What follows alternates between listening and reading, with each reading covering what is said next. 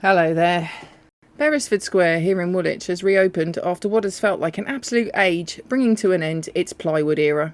This current incarnation showcases the square's role as the obvious gathering place at the heart of Woolwich, and as I'm in a bleak mood, I'm going to describe it as an early example of an out-of-town development that helped cause the downfall of an historical town centre. Lol. Medieval Woolwich was the area around the river and High Street, and this was somewhere else entirely.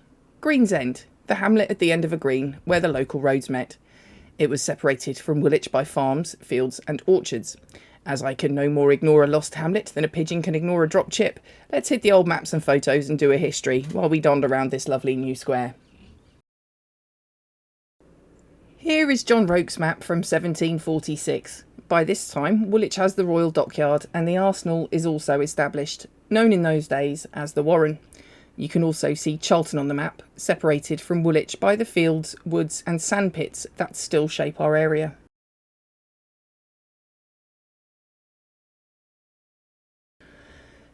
Looking at Barker's detailed 1749 map, we can see how the rope yards and the Warren have linked the town and the hamlet, and there is a rough triangle of buildings where our square is now.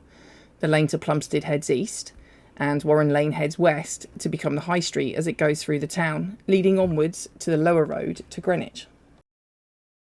The ancient Colic Lane comes up from the Common and is met to the south of Green's End by Love Lane, at the time the route towards Charlton.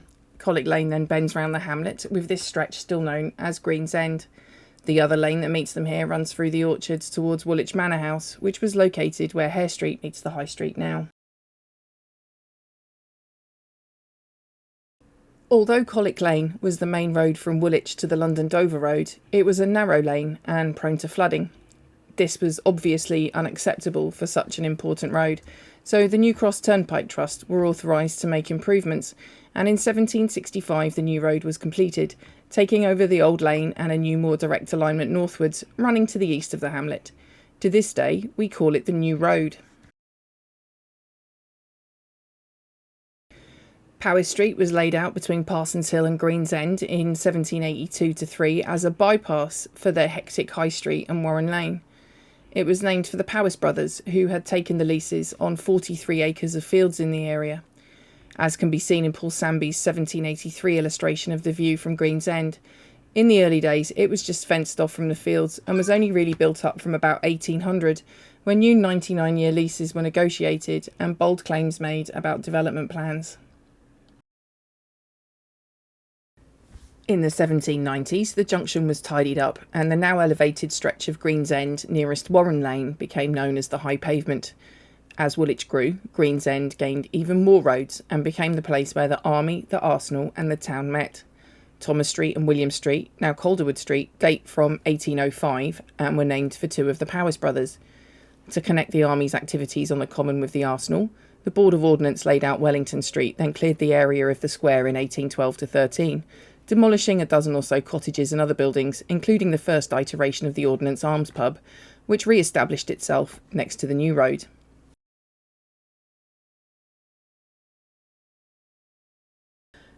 William Beresford, first Viscount Beresford, was an Anglo-Irish army officer and politician who fought alongside the Duke of Wellington in the Peninsular War and led the failed British invasion of Buenos Aires in 1806. In later life, under Wellington as Prime Minister, he was Master General of the Ordnance, and as such commissioned our gatehouse.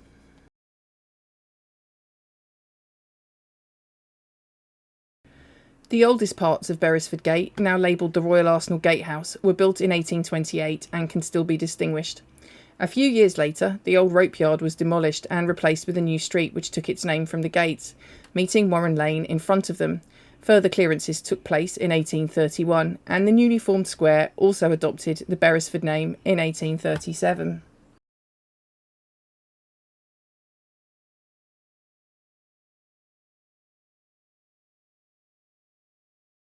Around this time, the local worthies realised they'd need a church at this end of town, so formed the Woolwich Proprietary Chapel Company and raised enough money to build it. Built in 1833-34, it had an imposing Portland stone facade with a tower looming over the new square.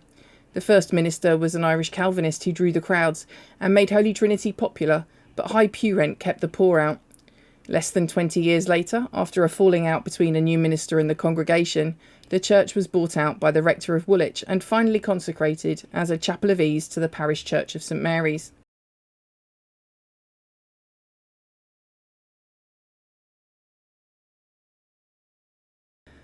Over the years, the Beresford Gate was added to, but the basic structure of a wider road gate with a smaller pedestrian gate either side remains. The biggest and most obvious extension, in red brick, was completed in 1897, a time when much of the square had been or was being redeveloped due to the market being here.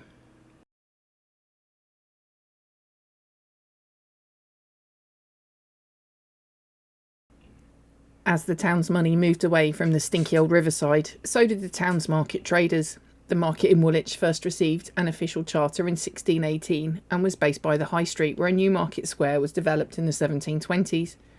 The market outgrew this and spread onto the High Street itself, and in 1808 the town commissioners attempted to make a new market on what was then the edge of town, in what is now sometimes called the Bathway Quarter. They had laid out a new square, but the move failed miserably as it was then too far out of town to get much trade.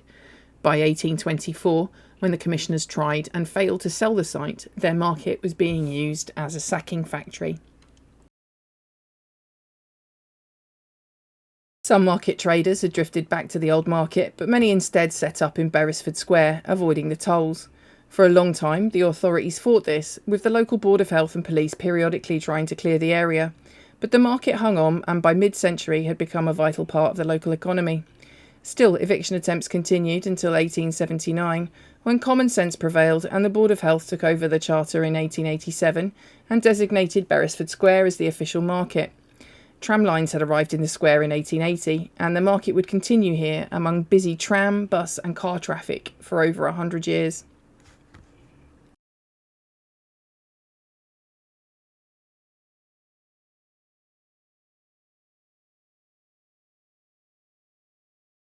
By the time of Booth's poverty map in 1900, the old town had degentrified almost entirely and was now a notorious slum known as the Dust Hole, with clearances already underway. The High Street was now a shabby precinct for the poorer Woolwich people. Powis Street was the stylish main shopping street, with much of it freshly rebuilt and modernised. Wholesale redevelopment enabled for our retailers by the 99-year leases we mentioned earlier coming to an end. Wellington Street was also a respectable shopping destination. Basically, the further away from the stench of the river the better, and all roads continued to meet at Green's End. Our Lost Hamlet, as Beresford Square, was now the heart of Woolwich, a beating heart too, as the workers pulsed in and out of the gates like clockwork.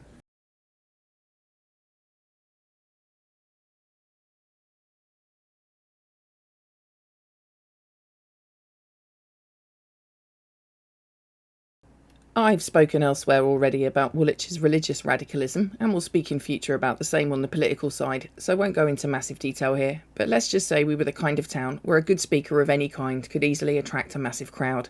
This included Will Crooks, who in 1902 became the country's fourth Labour Member of Parliament when he won massively, taking the seat from the Tories. Arsenal workers would take their lunch break to listen to him when he campaigned here in the square.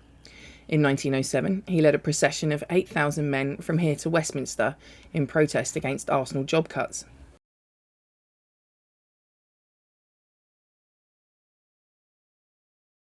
At the time Crooks's memorial service was held in the square in 1921, an observer noted that the essence of Woolwich is Beresford Square, calling it Woolwich Bovralised. I think these days they would say Marmiteised, to add another layer to the joke, but anyway, they went on to say, in the evening, it belongs to aimless, sauntering soldiers and their ladies. On Saturday night, it is a joyous county town marketplace filled with cheapjacks, where the Cockney and the Kentish tongues are vigorously exchanged.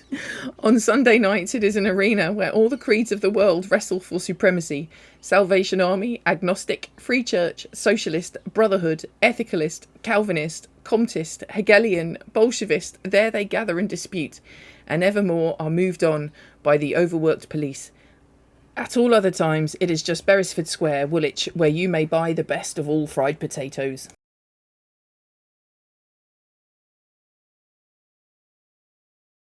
If not distracted by a charismatic preacher, a compelling argument, or a really good poker chips, the workers would spill out of the Arsenal gates and into the pubs that ringed the square, of which just two survive, the Ordnance Arms and the Elephant and Castle.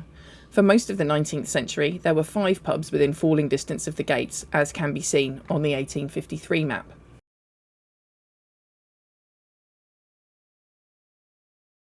On the western side of the square was the Salutation, which can be seen on Barker's map to have had a nice big beer garden. In the 1760s, the inn was rebuilt, and the gardens were replaced by cottages, accessed by an alleyway named after the pub. Later, the pub moved a little closer to the gate, and the 1760 building was split between a beer house called the Royal Lancer and a grocery. In 1892, the proprietor replaced both with a new, larger Salutation and built 3 new houses with shops, one of which remains and is just coming up here on our left. At the end of the row nearest Holy Trinity, in 1913, the Royal Arsenal Cinema Company opened a theatre and a cinema, expanded in the early 30s to hold 900. It was taken over by the Granada chain in 1952, and a year later renamed the Century Cinema. By the mid-20th century, most of the cottages in Salutation Alley had long been slum-cleared, but what little remained came down with the pub and cinema in 1961 to make room for the market pound, and this piece of particularly uninspiring 1960s crap, a building so boring even I can't find anything nice to say about it.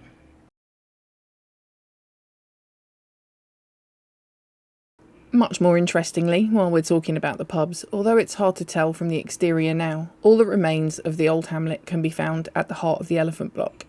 18 and 19 Green's End are among the oldest buildings in town, dating from the early 1780s. Number 18 was converted into the Elephant and Castle pub in 1848, and number 19, now the newsagent, gained its shop extension in 1864.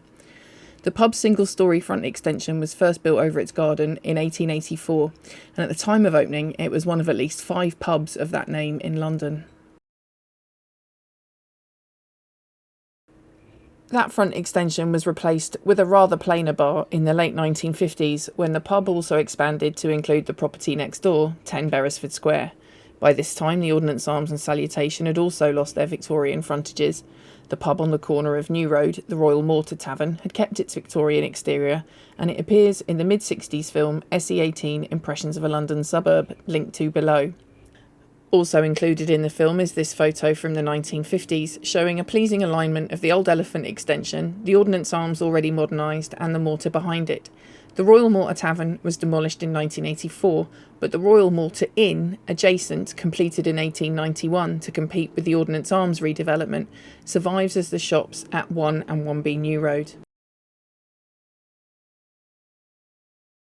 Hello, you alright? Are you enjoying the park?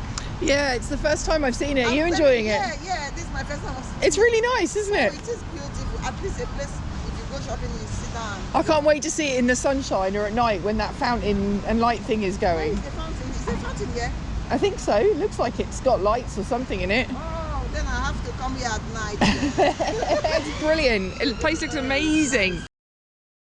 The Ordnance has been held back as the last pub to discuss because I've got some potentially embarrassing photos from the late 90s that I was thinking to use as blackmail material and wanted to give time to pay up. The Ordnance has been more or less where it is since the original pub was lost in the first clearances. Always successful due to its location, it had a yard and a stable block added in 1847. With the market becoming official, in 1888 the proprietor Peter Edmund Brown decided it would be a good time to rebuild the whole of his island site, resulting in a much bigger premises for the hostelry as well as 3 double aspect shops facing both the square and New Road. According to the Survey of London, the builder James Chapman got much work locally as a result, and it's easy to see why, even with the island in a rather less glamorous state than the one with which the mortar felt obliged to compete. The ground floor lost its decoration in 1954, but the current works do, I believe, intend to restore them, as well as an entrance at the front of the building, lost to the new toilets in the 50s improvements. Sadly, the original Victorian horseshoe bar, which survived that dangerous time, was lost during the pub's early 21st century incarnation as O'Connor's.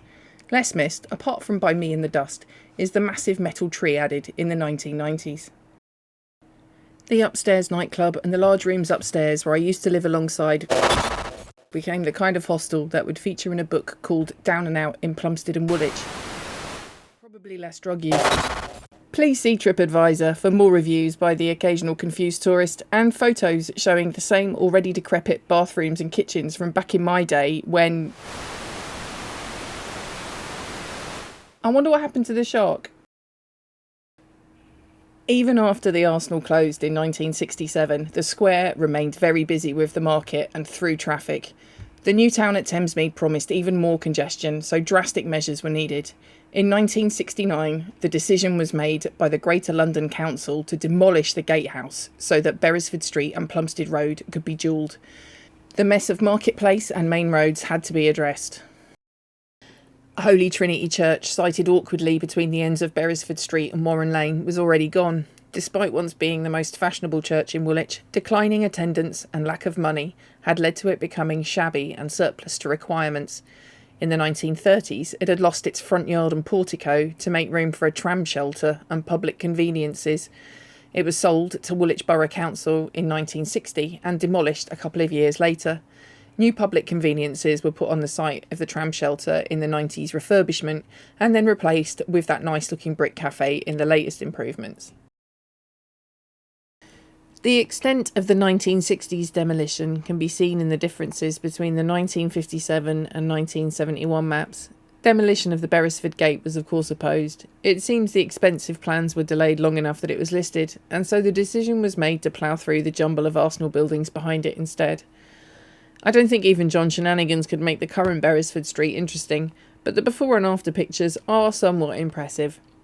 The gate was refurbished once all the dust had settled and has since been used as office space. The square was pedestrianised, and further improvements in the 1990s saw the loss of the high pavement, which was reinstated in the 2010 refurbishment. In 2010, I was also able to get this photo of the old tramlines, which were still under the square, and along with the old public toilets, exposed again during the more recent works, I believe are now lost. Woolwich actually got off quite lightly in the 1960s compared to many places in terms of destruction. Erith, and also never had an enormous shopping mall dumped in the middle of it like Bexleyheath, Bromley or Lewisham.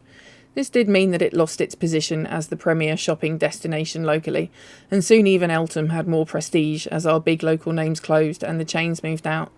A lot of the Victorian town fell into neglect and was lost by the early 80s, including the entire block of pubs and businesses that existed where General Gordon Place is now, and the row of buildings next to the tram shed across the new road.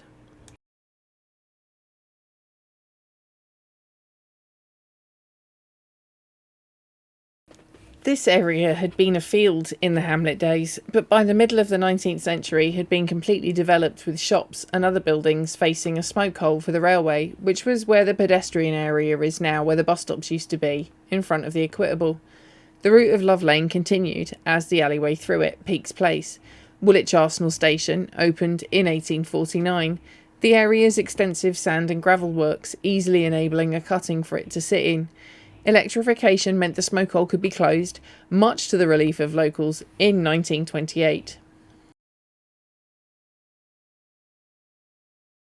The plan was to build the new civic centre here with a new library, shops and offices. This never came to fruition, and instead a temporary open space was established, with the children's play park officially opened in 1985 by Blue Peters, Simon Groom and Goldie.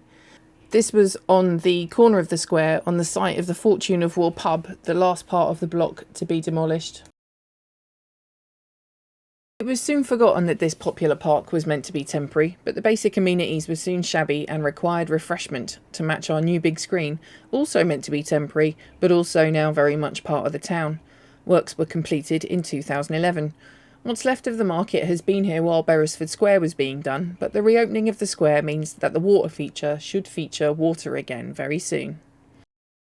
I could grumble for hours about the dual carriageway crossing, but apart from that, there's now a corridor of green and open spaces from Greensend to the river. Now that we're in the actual future, we can be grateful for the failed plans that made Greensend green again, and feel smug because the malls that made those other town centres so sexy in the 70s and 80s are now suburban blight. Alright, that's it. I hope you've enjoyed the video. If so, please like and subscribe. There's plenty more suburban blight to explore in South East London, and I would love to have you with me for it. Bye!